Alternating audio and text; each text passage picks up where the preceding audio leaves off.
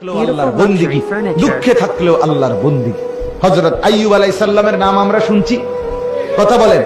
70 বছর একটানা তিনি সুখে ছিলেন, সচ্ছল ছিলেন, সম্পদশালী ছিলেন, স্বাস্থ্যবান ছিলেন।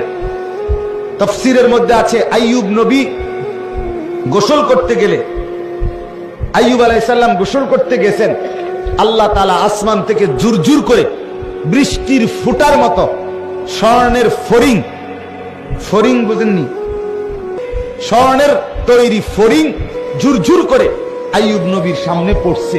উনি উনার লুঙ্গির মধ্যে এগুলো উঠাইয়া ঘরে নিয়ে রাখছে।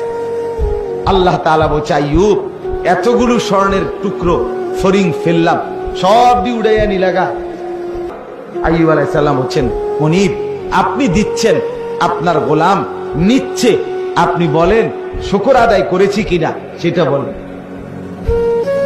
আপনার শুকর তো আদায় করি মা। 70 বছর পরে আল্লাহ আইয়ুব নবীর সবরের পরীক্ষা নিছে, যে সুখে তো রাখলাম 70 বছর, এবার একটু সবর ধৈর্যের পরীক্ষা নেই।